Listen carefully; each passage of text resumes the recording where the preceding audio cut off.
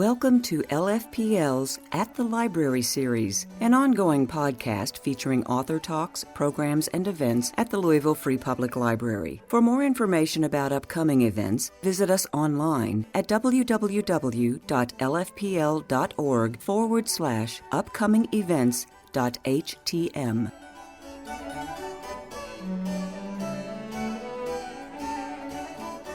So without further ado, I should introduce Dr. Kalasia Ojeh. She is an assistant professor of race and education in the Department of Pan-African Studies and a 2020-2021 Commonwealth Center for Humanities and Society Fellow at the University of Louisville.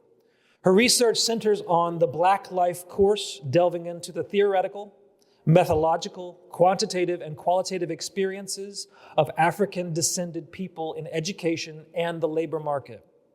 She's the author of An Earnest Desire for the Truth Despite Its Possible Unpleasantness. It's a comparative analysis of Atlanta University publications and American Journal of Sociology. And she also has a forthcoming book, A Reintroduction to W.E.D. Du Bois, in spring 2021. Dr. Ojeh's current research analyzes the racial differences within the financial aid process and college attainment, and the racial differences in earnings amongst millennials in the labor market.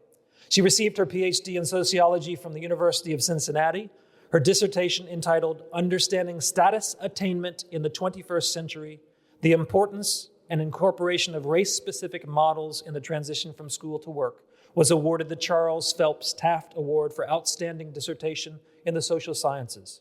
Currently, she is an editor for the Journal of Social Problems and the co-chair of the Diversity, Equity, and Inclusion Committee for the College of Arts and Sciences at the University of Louisville.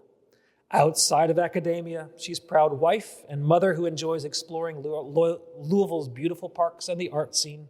And today, as we know, to her talk, Race and Place, Understanding Race in Louisville, in Kentucky, and in the U.S., we'll discuss the race relations on the national level and how they relate to our everyday experience. Please join me in welcoming Dr. Kalasia Ojeh.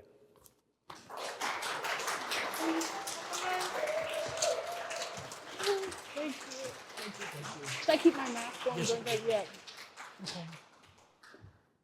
Good evening, everyone. Thank you for that wonderful introduction, Tony. And I want to say thank you for being so kind and so generous during our organization of this event. I also just want to say thank you to everyone coming out here today. I know this conversation could be difficult, but I'm excited to have a very nuanced yet engaging conversation about race here in Louisville and in the United States. And I just also want to thank my fellows who are here and former fellows in my family at U of L and family that's here today too. So let's get started. I'm going to just show you really quickly the ground rules, where we see critical race theory in public discourse, have a 5-minute exercise, and then go through the history of critical race theory, its definition, different characteristics or tenets, an example of that. And I am excited to engage in Q&A. I just want to, as Tony has stated, echo that while we are here to have a conversation and engage, I just ask for you to respect my expertise in this field, and as well in this theorizing of critical race theory and discussion. And so I like to do call and response. I like to engage with the audience. So if I do ask for response from the audience, please feel free to speak. But if not, please refrain from speaking. Please don't disrespect anyone, their difference of opinions. And I always ask that we respond to the ideas and not the actual people, because we carry a lot of identities and who we are with us. So that's just some ground rules I hope we can all respect. So here's the topic, right? Here's the buzzword, critical race theory. And somehow and in some way, this has become a controversial topic today. It's a topic that, despite existing for, let's say, close to 50 years, it has now resurrected and rather entered into our public discourse and our political arena. And something about this critical race theory has motivated myself and other academics, politicians, activists, lay people like yourselves to argue the merits of this theory. And so much that we are now questioning if we should teach or continue to teach critical race theory in our K through 12 and K through 20 classrooms. But as a critical race scholar, it's kind of a weird or an odd question to ask.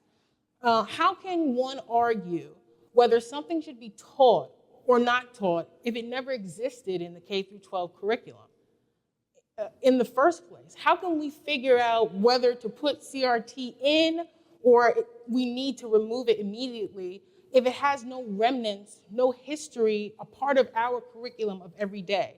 And so if we go on Kentucky's Education State Department website, you will see that there's no indication that students in Kentucky schools need to know critical race theory or are assessed on any information that is required based on a critical race perspective. But it's still an issue here, it's an issue nationwide, and it's something that still requires conversation. And so we see now that teachers across the nation, school administrators, and some undergraduate and other graduate level professors confess that they've never even taught critical race theory. And a majority of states still believe that we need to somehow eradicate or exercise critical race theory from our educational curriculums. And so here is an interactive visualized map of state-level action towards either removing or addressing some form of critical race theory. And thus far, we can see that 27 states, so a majority of our states, have taken some form of state-level action against critical race theory. And so the map key at the top identifies the specific color with the different forms of state action. So yellow indicates a bill has been proposed or is moving through the state legislature. A dark red bill has been pre-filed for the next legislative session. A burgundy colored or cranberry colored has stated that the state has initiated a bill, but it's either been withdrawn or stalled indefinitely. Dark blue, the bill has already been signed into law. And gray, there's been no state-level action happening. And so we see that there is a mixture of state-level action. In fact, that there are 8 states already that have banned critical race theory. There are 4 states that have already proposed a bill choosing to ban or remove some specificity when it comes to race and sex. And there are 2 states that have pre-filed bills for next legislative session. Where does Kentucky stand on critical race theory? Yes.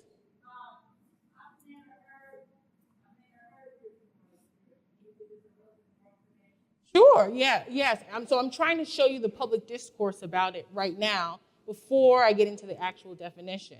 And that's the whole problem, right? We haven't even heard of this topic. We haven't even defined it. We haven't been in schools yet that teach these courses, and yet we're making state-level action and making state-level decisions to implement whether or not critical race theory is something that is important. And so where does Kentucky stand? Well, in the next legislative session, so in 2022, there are 2 bills, Bill Request 60 and Bill Request 69, that will begin to pull back or push back against critical race theory. So the first bill that came out stated that no public school or public charter school can discuss any concepts related to race, sex, and religion. And so if these school district employees decide to go against this bill and teach about sex and race, they will be fined $5,000 for each day the violation persists. And so that penalty can either go to the employee or the school district. And so, again, in Bill Request 60, no student enrolled at a public post-secondary education institution shall be required to engage in any form of mandatory gender or sexual diversity training or counseling. So essentially, any work on diversity at the University of Louisville would cease to exist. Bill Request 69, again, requires that no public school or local school board offer any classroom instruction that even discusses race, sex, or religion. And again, school district employees that violate this new prohibition that's on the legislative ballot for 2022 will receive disciplinary action. And any incorporation, so not even the discussion of critical race theory, but any incorporation of these concepts at the post-secondary level, information that I teach, I could no longer teach anymore in the classroom at the University of Louisville. And so we may all be from the Louisville area, but I wanted to actually highlight who these sponsors are from the different Kentucky state districts to showcase who's making decisions. And so I always think a lovely picture of who's making decisions really does matter. And so this is where I tell my, my little joke I have about, let's go. Okay, so this is why, I think I'm funny, but you don't have to laugh. So what do you call a financial advisor, a Transamerica worker, a mechanical engineer, an education director, an attorney, a farmer, an insurance agent, a used car part salesman, a fitness trainer, a retired Baptist minister, and an accountant? Not only legislator, but clearly critical race theory experts, right? No, okay. So I've asked you to take a piece of paper, or one was maybe disseminated to you before the talk. Let's think about this. So you haven't heard about critical race theory, but it's something that is a buzzword that now matters. What do you think, in the most basic form, and we don't have to take 5 minutes, we can take 1 to 2 minutes, what is critical race theory? Legal construct around race and its effects in the broader community. I'm just doing this from memory, so maybe a Dr. Bell may come to mind, or some others that did a lot of work back in the 50s and 60s, and it has a lot of legal underpinnings as it relates to race and structure and some of the fundamental ways in which the country operates, at least at a certain level.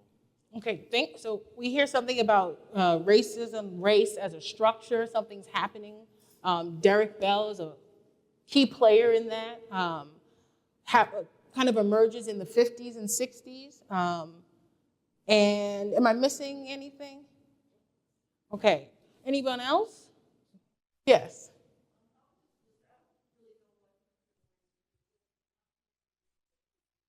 Helpful to find out where race became something that was categorized and used as a label, because it didn't exist, I think, before the 50s, or I don't remember when it became a category and a criterion for measuring people, but I would be interested in that, and I don't know if the theory covers it. So maybe critical race theory has something to do with labeling constructs of races, racial groups maybe looking like something in some epoch, and then another epoch they look like something else, right? So let's just kind of dive right into it, right? So it is a framework. I didn't catch your name. Martha. So Martha was right. It has something to do, and Jeff, of course, as a framework to describe how race, or specifically racial inequities, still exist in our society today.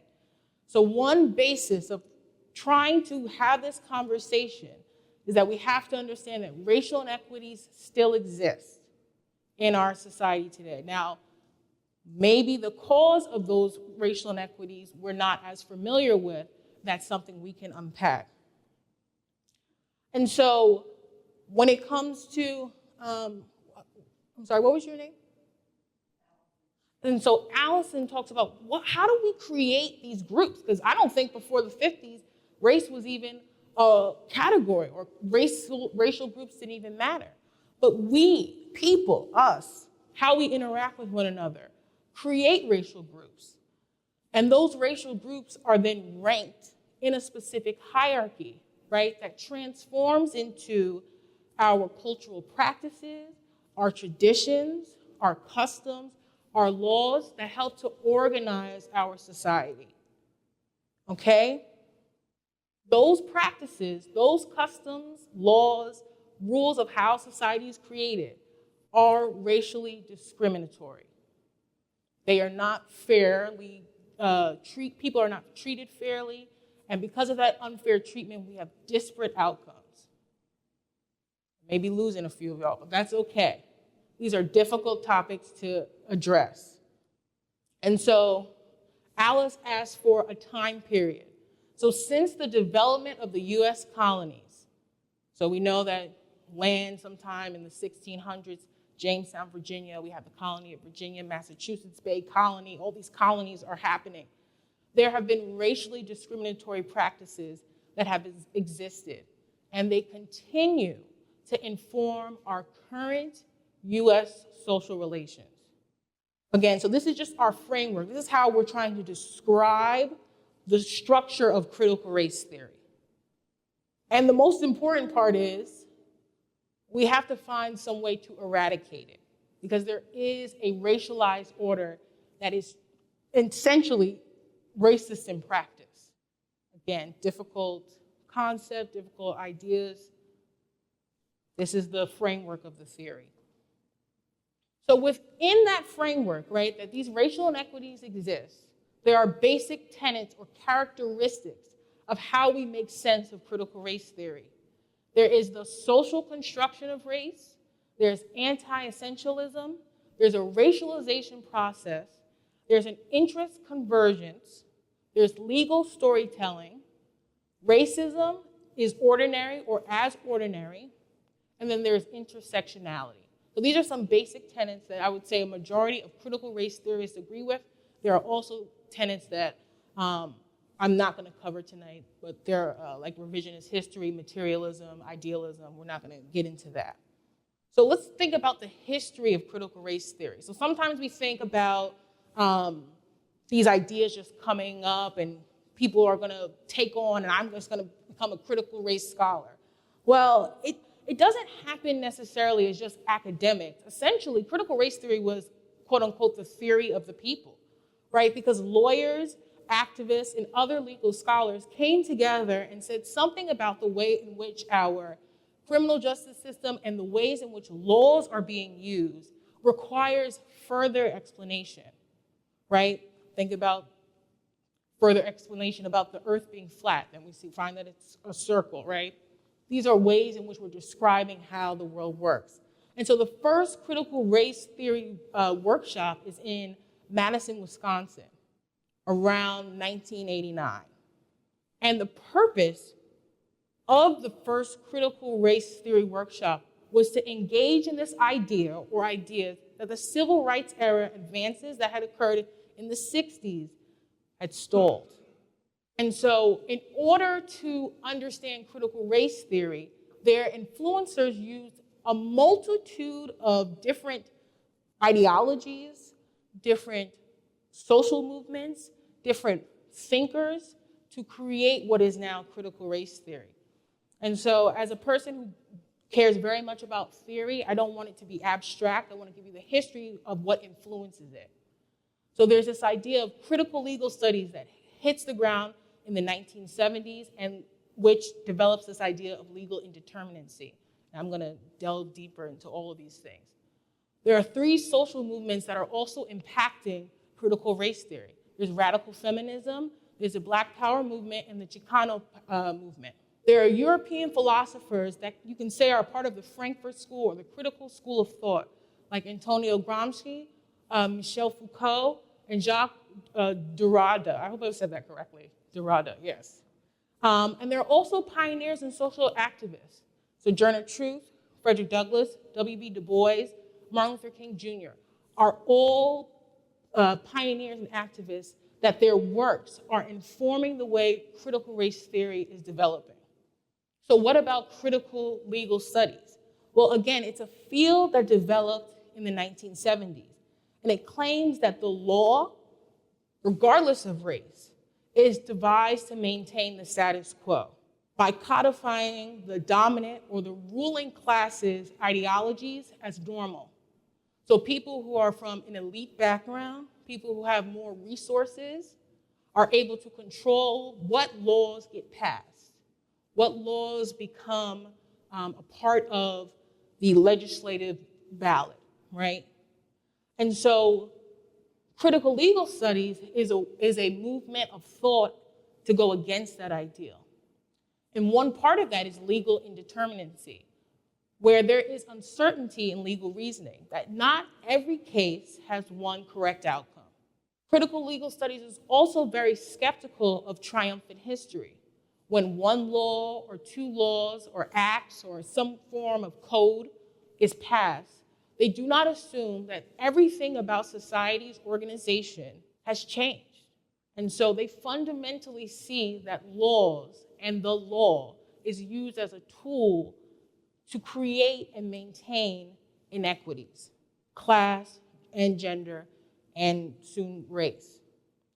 So they do not believe, not that they don't strive for equality for all, but they do not believe the law serves equality for all. They do not believe the law just moves in a logical format that creates knowledge. They also believe that there are personal beliefs that are also informing knowledge that becomes law, and that the Constitution is not necessarily a neutral principle, but can be considered, and you maybe heard this phrase, a living document to be interpreted. Okay, so these are the frameworks of critical legal studies that are influencing or thrusting critical race theory forward. There's also social movements, right? There is radical feminism that is saying there's this thing called patriarchy, and it creates inequities between gendered groups of male and female. And those inequities have a power structure behind it. And though there are biological differences with males and females, the social construction of roles is disconnected from that actual biological and is created, again, through how we interact with one another. And so this thing called patriarchy in a male-dominated society creates inequities between men and women. Within the Black Power movement, right, a movement towards self-determination for Black folks in the United States, comes the development of this idea of institutional racism, where we see that, again, unequal treatment is not just one bad apple or one bad person to another person, but is a part of the very function of how education, the economy, the healthcare system, access to religious spaces works. And so it is a phrase of institutionalizing it, meaning that it's a part of its organization. It's a pattern behavior that creates unequal treatment. And there's also the Chicano movement that, again, is combating structural, or can also be a synonym for institutional racism, but against Mexicans. And that pushes for this idea of Black and brown unity across especially labor and the economy. We also have European philosophers impacting critical race theory. Antonio Gramsci comes up with the idea of cultural hegemony, kind of like what critical legal studies uses, which is an idea that the ruling class or capitalist class or the bourgeoisie controls and maintains power.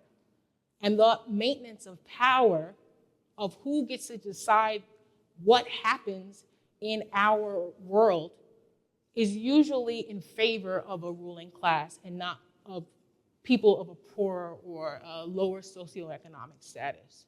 Michel Foucault brings in the idea of power and knowledge, that ideology, what we think is valuable knowledge, what we do not think is valuable knowledge, is a form of social control. So they're not necessarily using race as the focal point again.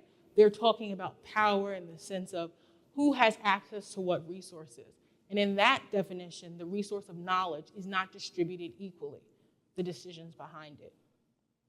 And Jacques Derrida really points to the fact that text, words, have meaning beyond what they just say.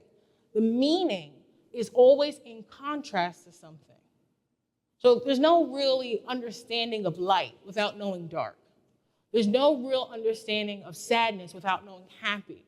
And so linguistics like Frank Saussure, who influenced Derrida, create this idea that language is just not about the text, but it's about the meaning behind it. And I'm kind of slowing down, but I want you all to understand the influences, because then we can see the construct, right? So again, Sojourner Truth, an abolitionist and someone who cared very vehemently about women's rights and an activist, wanted freedom for all oppressed people, again, influencing critical race theory. Frederick Douglass, who's considered an abolitionist and a social reformer, but was a persistent agitator for equality, right, and emancipation, influences critical race theory. W.B. Du Bois says the Negro, the language he used at the time, is too African for America and too American for Africa. So they will always have this feeling of two-ness or double consciousness, where you see yourself through the eyes of others. You never fully understand yourself. You always see yourself through how people perceive you. Cesar Chavez says that there should be equitable work opportunities, and that those equitable work opportunities should be distributed evenly throughout the society in which these jobs and work opportunities exist. And though, as you may have seen in dialogue, Dr. Martin Luther King Jr.'s quotes being used by different politicians, again, in his book, Why We Can't Wait, similar to Frederick Douglass, he was pushing for idea to expedite change.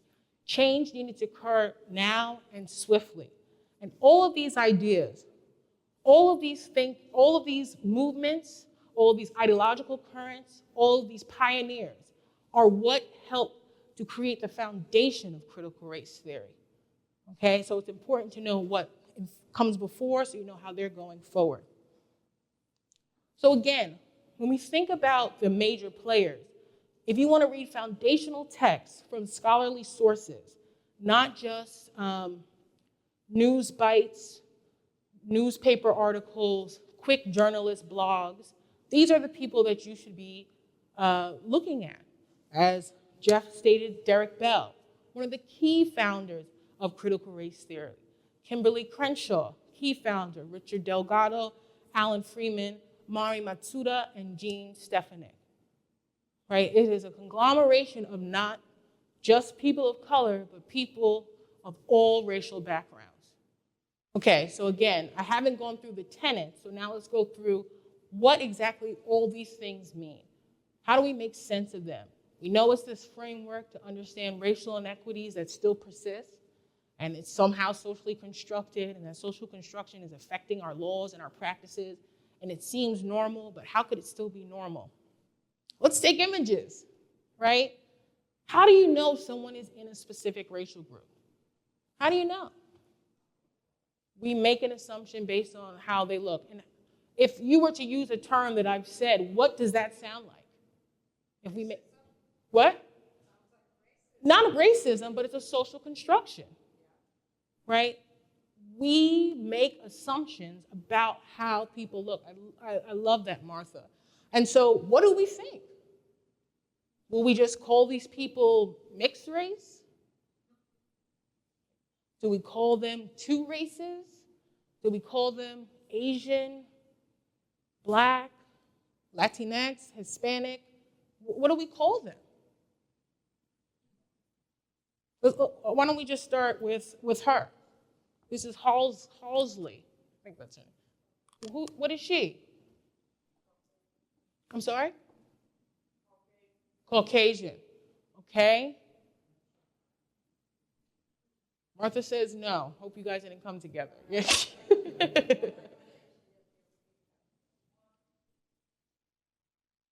anyone agree with, I'm sorry, what was your name again? Does anyone agree with Hannah that Halsley is white? Thank you. You have three, yes. So then what is she?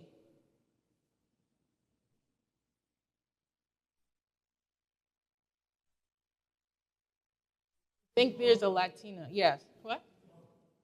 I can't hear you. She's other. Essentially, everyone up here is other, right? Everyone is of two different races. Number one is, or in the far corner, Korean and Dutch. English and East Asian, Irish, English, and Asian background. Halsey in the middle is, her father is black and her mother is white, so Hannah may have been somewhat right. And then Yara is Lebanese and black. And so that kind of feeling you're getting, cognitive dissonance, right? You're seeing something, you want to label it as something, but you don't know why the label that you're giving it is wrong based on what I'm telling you. That's the social construction.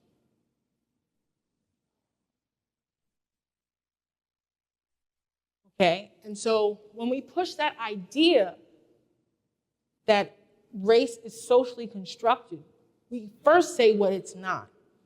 It's not inherent or fixed, meaning with every member of a racial group will not have the same biological and genetic makeup for every member.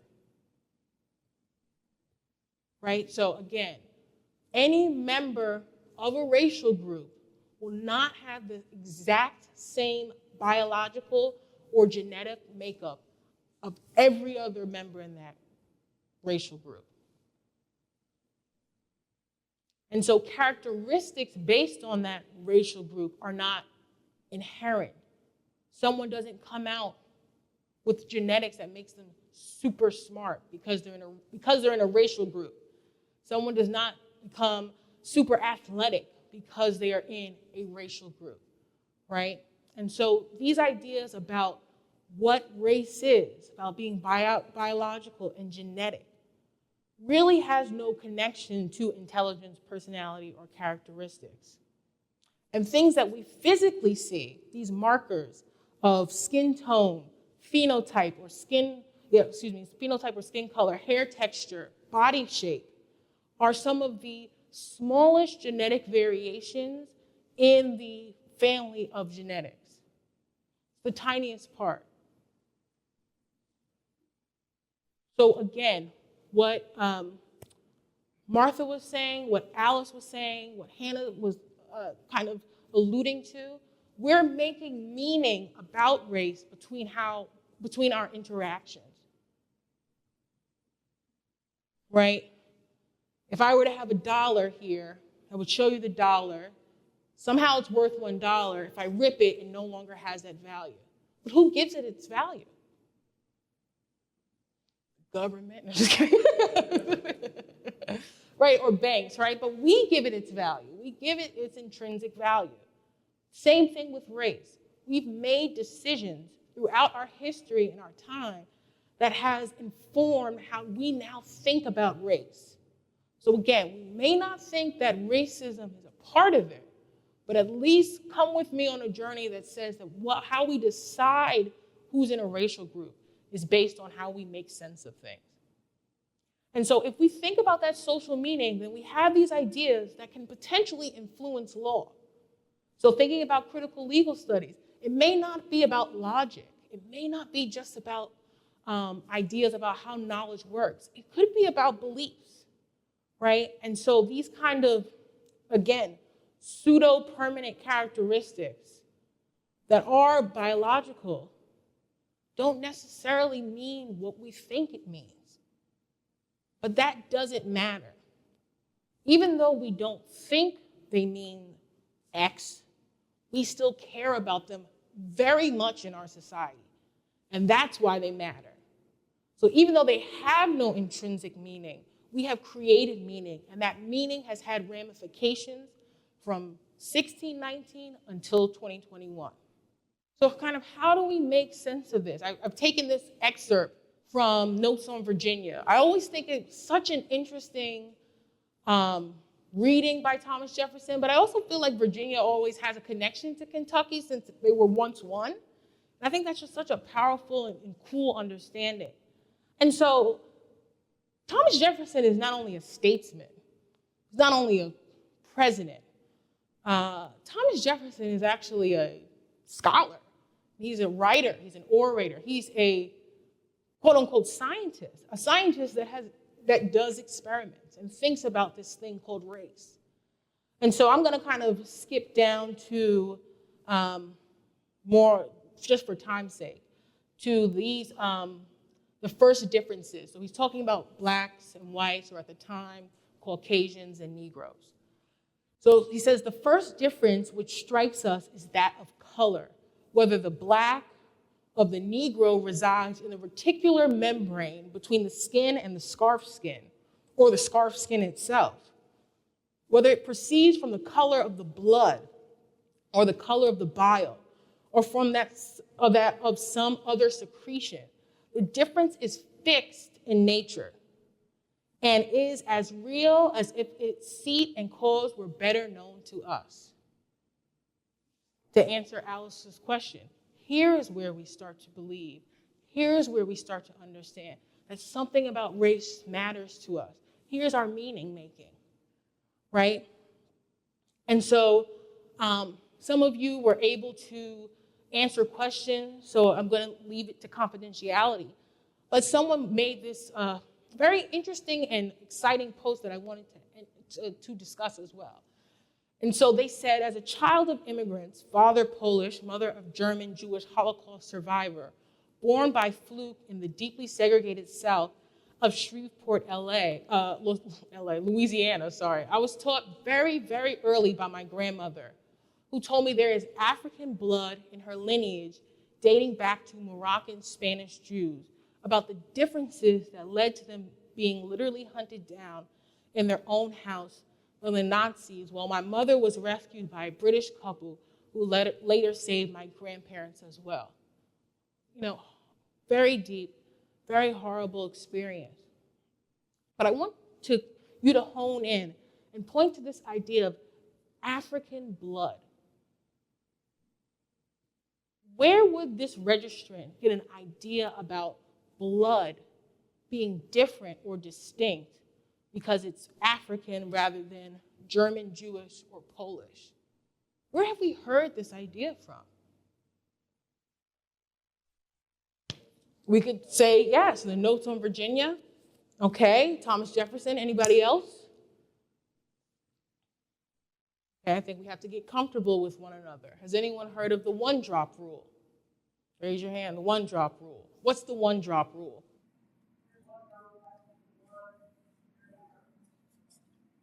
Thank you, Hannah. If you have one drop of African blood, you are black. Again, here's when we begin to construct these ideas about why race matters. So it's blurry, but it's, again, a Virginia form that's saying that you have to tell us what your racial background is because we're going to check your blood, right? And this one-drop rule is not a colloquialism, right? It's customs and laws within the United States, right, that mattered. And so another component of critical race theory is anti-essentialism.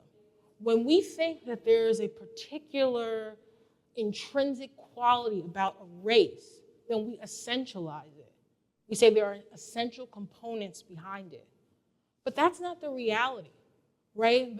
There is so much variation, again, both genetic and biologically, between these socially constructed racial groups, that there's no way that we can say there's this fundamental character or essence. Again, we may see these physical differences, but in this grand scheme of the genetic spectrum, those dwarf in comparison to the things that we have in common. But that doesn't matter. Society would not agree with me today. They would say that these are social norms, there's different types of blood, and that these norms and laws help us to understand how racial groups exist and how they begin to create boundaries between other racial groups. And so when we think about these physical images, right, so these are images from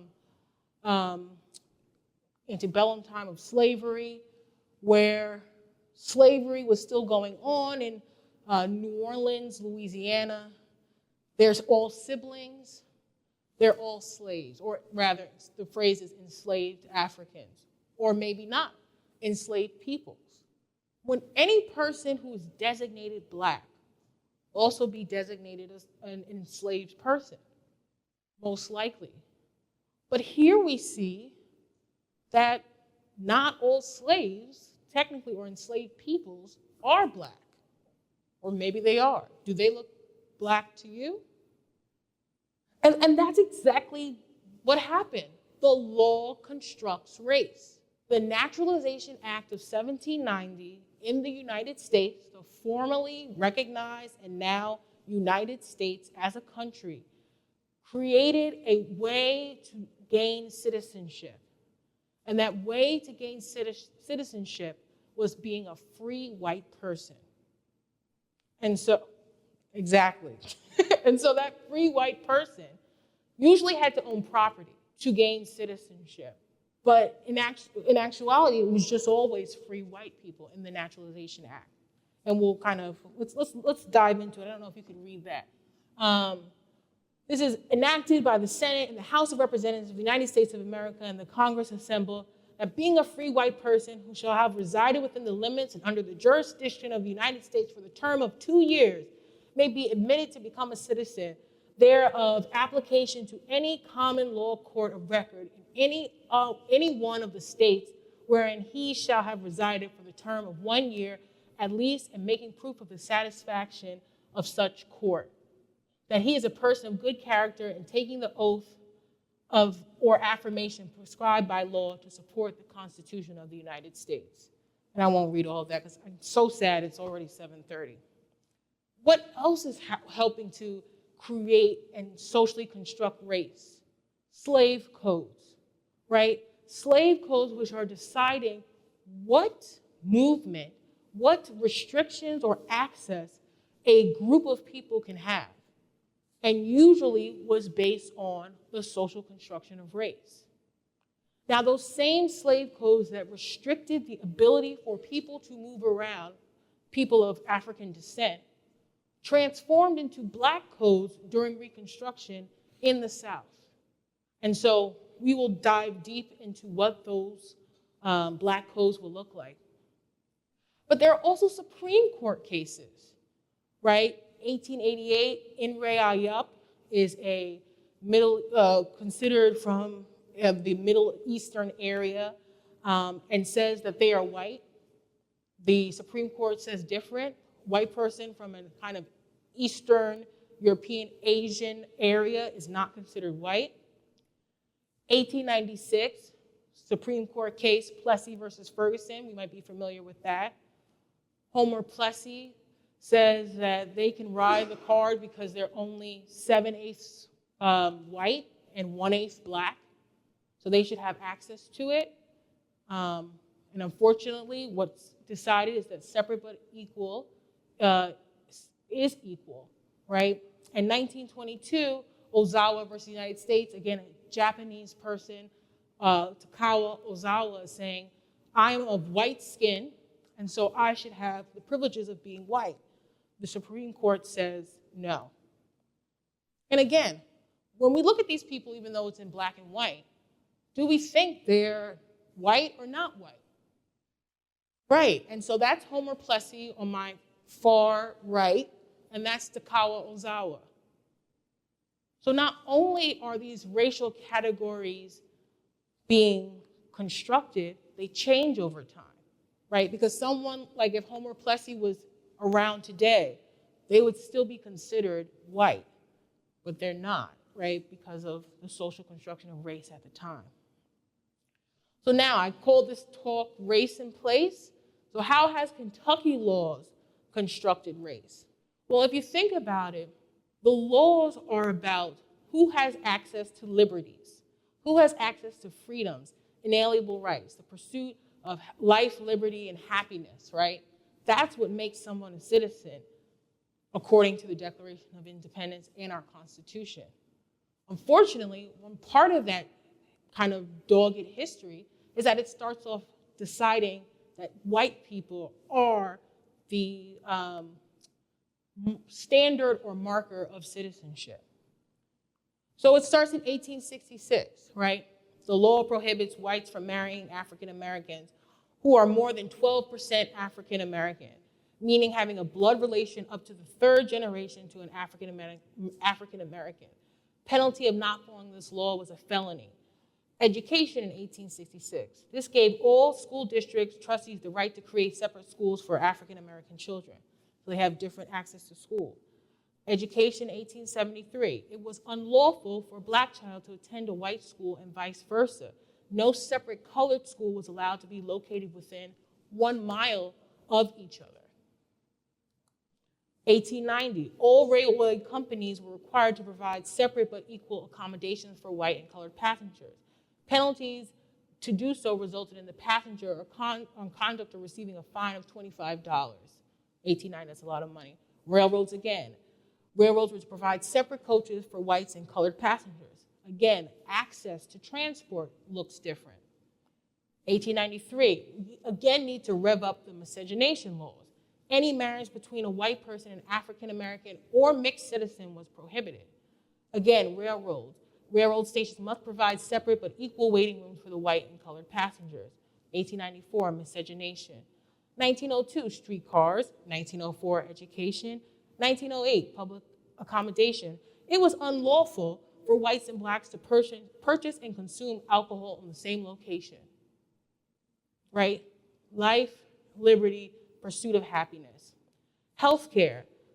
We know the Kentucky School of the Deaf. An institution for the education of colored deaf mutes was to be established, but segregation in the school was still to be enforced. 1912. Building permits for building Negro houses in white communities or any portion of a community inhabited principally by white people and vice versa are prohibited. The violators will be fined $50 to $2,000. 1928, education. 1928, public carrier. 1932, residential. 1932, miscegenation. One Supreme Court case I want to highlight is Buchanan versus Worley that happened right here in Louisville, Kentucky. And so Louisville had a city ordinance that stated that blacks could not live on the same block where whites were the majority. At the time, the local NAACP says, let's try to test this case, and says, Buchanan, who is the white individual who owns the home, sell your house to Worley, who's the black individual. And since 8 out of the 10 occupants of that same space were white, Buchanan had to sue Worley in Jefferson County Circuit Court to complete the sale. And based on that, Buchanan, the white person, said the ordinance violated their due process through the clause of the 14th Amendment. And still, Kentucky appeals upheld the statute. So the ordinance still stayed in effect. 1933, public accommodations, established a segregated libraries for different races, was authorized. 1934, all schools were required to be racially segregated. Healthcare, there were to be separate but equal accommodations for whites and African Americans provided in nursing homes. Miscegenation again. Railroads, 1948, barred school segregation. The law did not allow African American physicians and nurses to take postgraduate courses in public hospitals in Louisville. And so what do all of these laws show us? Right? They're not about just informing black people that you can't do stuff, right? It's about the racialization process, right? It's the different treatment that changes the way in which you have access to, again, these civil rights or civil liberties. Because to be a citizen in this country means that most likely comes with a white marker on it. And so those laws help to dictate who has access to what, but also they dictate labor requirements that impact race. So how does this racialization process work? Well, again, it's not just about how the law works, but it forces us to think about how the labor requirements or the work requirements exist. So in the institution of slavery, African labor was needed. Then when emancipation occurs in 1865, then you have new ideas and images and stereotypes about black people, that they are lazy, stupid, they're thieves, they're taking jobs, and they're also brutes. Again, late 1880s, you see the development of the transcontinental railroads on the West Coast, there's a need for Chinese labor. That Chinese labor moves in to help build our infrastructure. After they're all here and there's a majority of men who happen to marry white women, Asians now are marked as weak, stupid, stealing jobs, and submissive. Mexican labor through the Bracero program, when in World War II, because so many soldiers were gone, we needed Mexican farmers to help cultivate the land. Well, after World War II ended, racialization ideas happened to Hispanics or Latinx, who are now considered deviant, criminals, and again, stealing jobs. And so these racialization processes create these stereotypes and help to fetishize these groups, not the actual group member, but the ideology surrounding the group. In Reconstruction, you see the development of blackface. You see advertisements saying blacks are lazy, and all they want to do is kind of sleep on the job. When in actuality, we know that the multitude of picking cotton crops and the labor behind it makes you exactly the opposite of being a lazy worker. Again, a huge influx of Chinese men coming into the space. Now, expectations about who can have access to labor. These sinister people must go. They must leave. When in actuality, the image is working on the transcontinental railroad, building our infrastructure, developing our trains. This is a racialization process. And again, more contemporary example, as Mexicans or Hispanics or Latinx are told that they are deviant, they're criminals, they're sinister, when actually in the 1940s, they are workers. They are farming and tilling our land. So kind of how do we make sense of this, right? We're seeing that this racialization process is occurring, but the way in which it's occurring seems so jarring. And in some ways it is, right? Because there's what critical race theorists argue, an interest convergence, right? That any small advancement, like access to labor, at least for Chinese and let's say Mexican workers, are small advances in progress. But it's not enough to say, let's incorporate these people into our understanding of citizenship. So when there are civil rights advancements, they're small. And they serve a white interest. And so those inequities or those racial inequities serve the interests of both white elites materially, where they have more money, they have more resources, they have more goods, but it also serves working class whites psychically or psychologically because they are still considered distinct from blacks and or in other racialized groups or minorities, and they are then considered better, even though they too, they being working class whites, are also being exploited. And I also, just want to give an image of how there's a great book, Joel Ignatieff, How the Irish Became White. And so there are ideals at the turn of the 20th century that the Irish, as it says here, are believed to have been originally an African race who thousands of years ago spread themselves through Spain and over Western Europe. And so if you know the history of Irish immigration after the potato famines in the 1840s, you know that it was a lot of calamity behind it. And there's this kind of very well-known image in Harper's Weekly of an Irish immigrant and a black person on a scale, and they're considered even, right? But it's still, over time, the Irish begin to assimilate.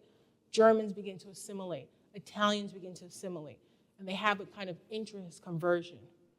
So not you individually, white people, are receiving benefit, but the ideology and resources behind this thing of whiteness confers things that make it better, right? Make life experiences better. Better funded schools, better access to travel, having access to travel between states, having better healthcare systems, better jobs, better recreational activities. So let's keep going, right? 1950, we see barred school segregation. 1951, we say, again, miscegenation. 1951, adoption, interracial adoptions were banned. In 1956, 1953, healthcare, public carriers, employment. But I want to get to 1957, so it's kind of on the bottom here. 1957, education. This is Kentucky. All public schools were required to be racially segregated. 1957, there were no state funds to non-integrated schools. Does 1957 sound like a bell that should have rang 3 years ago? Right? So what's happening? Brown versus Board of Education, which says separate but equal is inherently unequal, Martha. Not racist, but unequal, right? And so even though the Supreme Court, the highest court of the land, has made a decision about who can have access to schools, which is technically everybody, Kentucky says different. And so this is the picture that we see, right? We see this, the high court banned segregation in public schools, right? But the reality is that, again, the first Brown in 1954 says that there is again, separate but equal is inherently unequal, and kids should go to school together of different racial backgrounds. It wasn't in a vacuum, right? The NAACP completed test cases, right, to push forward this idea that equal could never be the same based on race. So Brown 2 in 1955 says it has to move with all deliberate speed. Integrating schools must happen in all deliberate speed. Now again, some of you may have been here between 1956 and 1975 in Louisville, Kentucky. I can't tell you what happened, but you can tell me. What happened? Were schools integrating? Some were. Some were. Forced busing. Well, stop forced busing, right? Right, so somehow by 1975 is the year that Louisville, Kentucky is desegregated. So if my math is correct, that's 21 years after the first Brown decision. But at least in 1956, there was an attempt made to integrate JCPS schools, i.e. how schools were integrated, right? So somehow in that now 19-year lag, schools are not moving into integration. So what does that mean for today? Well, think about the JCPS demographics, and you can kind of look at the percentages on the right-hand column, where blacks make up 35 or 36% of JCPS students. Whites make up 47%. Hispanic make up around 9.25%, right? This is JCPS schools, okay? So 47 white, 36 black, Hispanic 9.25%. So black students in JCPS in 2018 and 2019 were only proficient, 26% were only proficient in math at their grade level. White students were 58% proficient in math at their grade level. Black students, again, 26% were reading proficient in their grade level. White students, 65% reading proficient in their grade level. And I did that incorrectly, I'm sorry. But it should be the inverse. So black students received 63% of disciplinary referrals, and white students received 34%. So the percentages should be flipped. So think back again. If blacks are 36% and they're receiving 63% of the disciplinary referrals in JCPS, that is a disproportionate amount and percentage of disciplinary action towards black students. And so it goes even further, but this is where, now I need you, Martha. Racism. Yeah, this is where racism hits, right? Because it's the preferential and non-preferential treatment of one racial group over the other. right? It's not just racism tagline, but it's institutional, interpersonal, systematic, structural. It happens on the individual level, at the structural level or the organization of education, and then around the globe, right? And so it's so normal, right? It's a normal everyday function of our schools. There's no reason why only 26% of Black students should be proficient in math. That is a disproportionate amount. There should be no way in which, and again, white students should be 58%, but again, at least that's closer to their actual percentage, right? And so what we have seen is now not separate but equal is inherently unequal. I think we've become complacent and are considered with integrated and still unequal. And that's our reality. So let's think about this.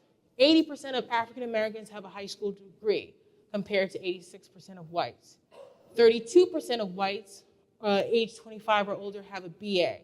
18 or 19% of African Americans do. Only 12% of Hispanics hold a bachelor's degree, and close to 51% of Asians hold a bachelor's degree. The unemployment rate, twice as high for Blacks as for white. So when you see the unemployment rate, it's usually an aggregation of all people. You'll see that if they disaggregate it or do it by race, it's double the amount for Blacks. And so Asians are 5.2% unemployed. Poverty rate is nearly 3 times higher for Blacks than it is for Hispanics and whites. Income, Black men only earn 74 cents for every dollar white men make. Black women only earn 85 cents or 85% of what white women make.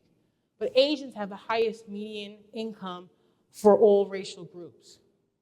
When it comes to race and wealth, the top line is white, non-Hispanic. The bottom line is Black, the green, and the light blue is Hispanic. Again, disproportionate amounts of average family wealth that have not only persisted since the 1980s, but have seems like went up and went back down, right? What does that translate to? Middle-class Blacks possess 15 cents for every dollar of white wealth that their middle-class white counterparts hold. The net worth of an average Black household is $6,000 versus $110,000 for whites. And the racial wealth gap has widened so much in the last decade that the U.S. now has a wider racial wealth gap than South Africa did during apartheid. Higher levels of health disparities, higher levels of negative birth outcomes. Black women are 60% more likely to experience premature births. Black babies are 230% more likely to die before the age of 1. Blacks have higher rates of asthma, hypertension, obesity, and diabetes. Whites have higher suicide rates. And so I always want to make this, I don't know if you can read it, but it also costs less to adopt a Black baby, right? Where African Americans babies are $17,000, and Caucasian babies are $28,000. Biracial babies are $30,000. It even costs less to adopt a Black baby. So what does this kind of show us? Well, if you think about maternal health, right, another component of intersectionality of critical race theory is intersectionality. And racism, this unequitable treatment, robs people of their intersections, or the ways in which they're not just one single identity, but they're more than one thing. I'm not just Black, I'm a woman, and I have other roles that I occupy.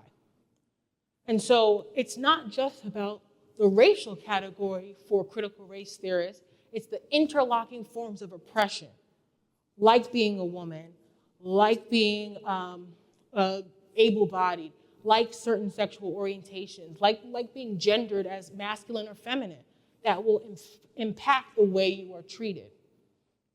So one way that is critical race theory tries to go against that is by using storytelling.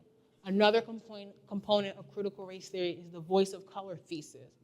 where Black, Latinx, and Indigenous and Asian folks can communicate about race in ways that whites may not be aware of.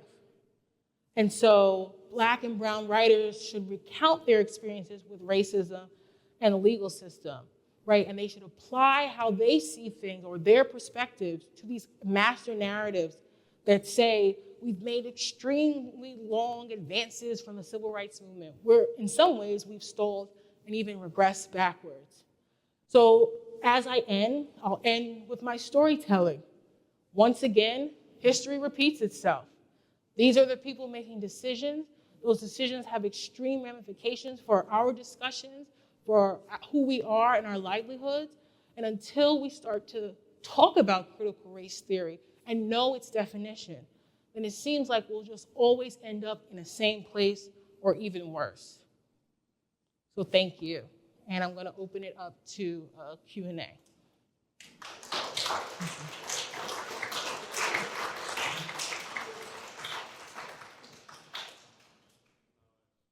Like the difference between race and ethnicity or nationality?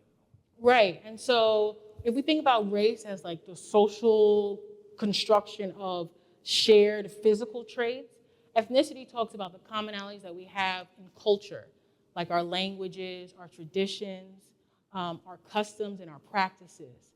Nationality is about our connection to a nation state, right? So where we're positioned in society. So while race is about the social construction of these meaning making, ethnicity has more voluntary decisions, your language that you speak, your cultural practices that you have, the traditions that you have, which aren't necessarily attached to a racial group. Have you entertained the idea of having lunch with one of those legislators? I have. You have? I have. I actually had a conversation with the Courier Journal, and I said I would love to speak with Lockett or Massey or someone. Like, I don't think not talking to one another, if we want, like, it's all, to me, it's about humanity. Like, I need to be seen as human. My racial group removes that feeling of being human. Being ignored, is hard, but I would love to have the opportunity to speak with any politician or constituent. Especially, I think Thomas Massey is a Bearcat, sorry, but, University of Cincinnati, so we should definitely break bread. Yes, my question pertains to those lovely smiling faces you Let's bring them back up then. A couple minutes ago, and it seems simplistic, but it seems like the people that are in power and have the control want to stay in power and have the control. And, extrapolating from that a little further, and I know that's not the topic of tonight, but this disenfranchisement of voting and suppression of vote moving forward. I mean, I don't have to be too smart to see that is to stack the deck and, keep those people in office. Yeah, I don't think I can disagree with you. And I always look to the redistricting of lines, right? Like of political districts and zones. And that happens so frequently now that like gerrymandering just seems a part of the political spectrum. Somehow spaces that are economically minoritized as being poorer, especially in Appalachia, somehow their political lines keep growing. And so their representation becomes diminished. So again, critical race theory is kind of trying to deal with these ideas, and their influences of Martin Luther King Jr., Cesar Chavez is all about how do we have commonalities that can connect us to fight against this, because we're all being exploited in different ways. I like to, I'm not going to defend these congressmen, but a lot of the things that they do, they actually think they're doing good things. They really do. I'll give you an example. When I was 15, my grandmother passed away. I was from Omaha, Nebraska. They had passed laws and rules on the requirements for foster parents. Unfortunately, no blacks in my community, which is the near north side, qualified to be foster parents. So therefore, for a 15-year-old black boy, since there were no black orphanages, the only place they could put me was in the reform school. Wow. Where I stayed until I went to the military. But those people who passed those rules on foster care, they thought they were actually doing something good, that they were going to make sure the children got into nice, decent homes. We had our own traditions in the black community on how we took care of kids who were homeless. We took care of them, but that went unrecognized. But a lot of these people think that they're doing good, but they're so ignorant and they're so used to their white privileges that they don't think, they can't comprehend the kinds of things that they do and the impact that it's going to have on a different race. They can't comprehend that. And frankly, I mean, those of you who are white, if I were white and I had white privileges, I'd probably like it, but I don't. I don't have white privilege. And as a result, I feel victimized in many cases throughout my entire life. But I think people need to look at things from a different perspective. When you look at the bus go down the street, see who's riding it. And then think about who are you going to affect when you raise the bus rates. Those are the kinds of things, the sensitivity that whites are going to have if they, in fact, want to make any impact on the racial differences in this country as I see it.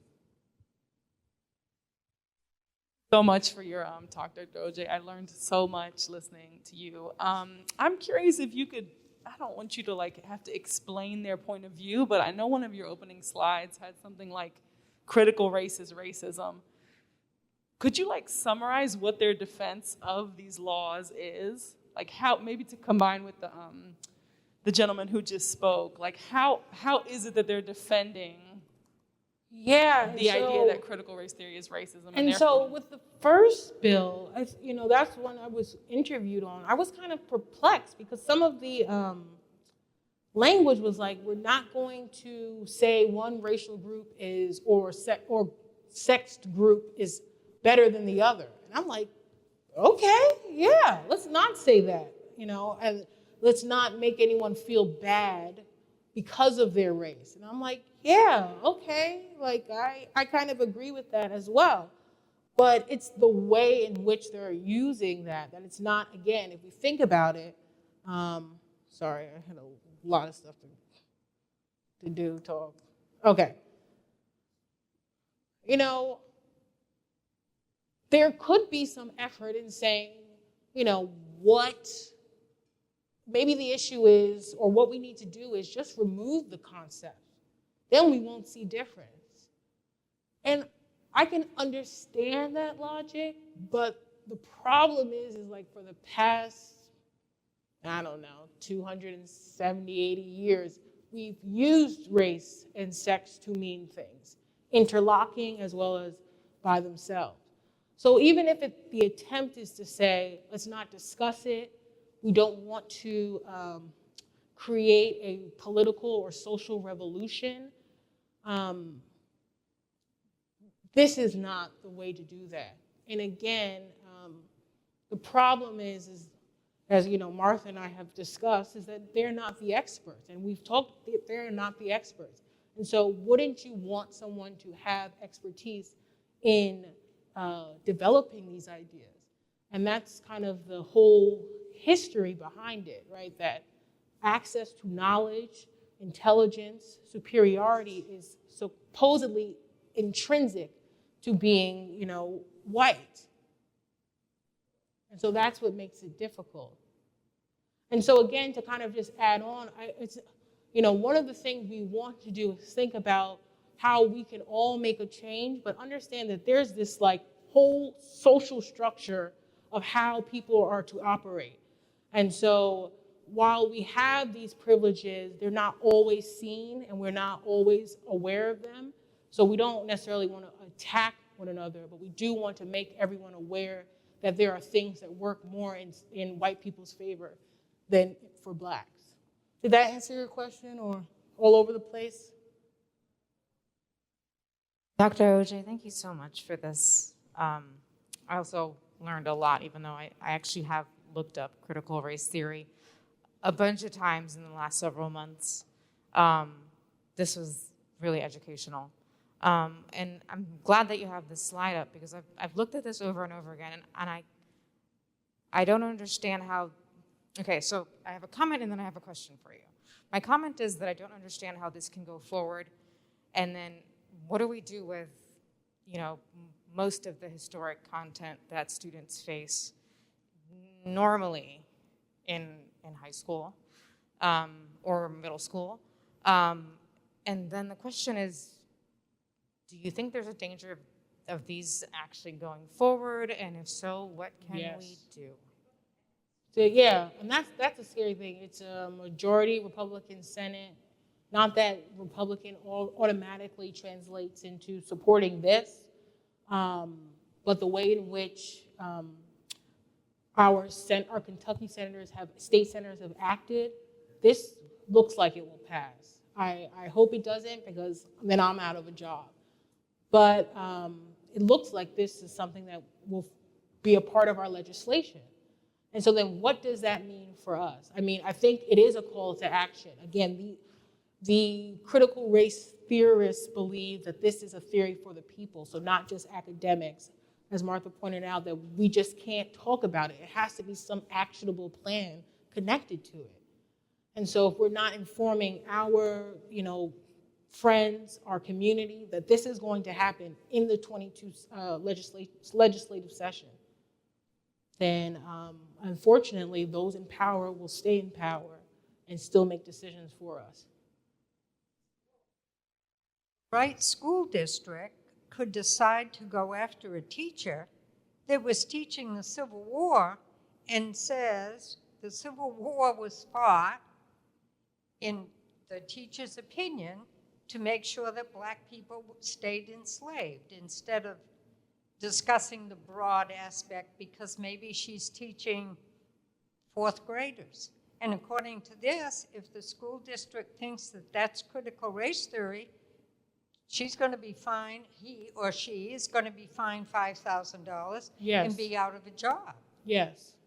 And if people think this isn't going to happen in Kentucky, they better start reading the newspaper, because our senator in the area I live in, he's going to support this. Right, and again, I don't mean to make this political, but again, this is direct law that's saying we're willing to defund public education. Why is public education always the space that requires defunding? Why would we even threaten for the tutelage and development of our citizens who are Kentuckians, the loss of a valued member of their teaching faculties because they taught a concept about race or sex? Why are we okay with not valuing public education? And I could leave it at that, or,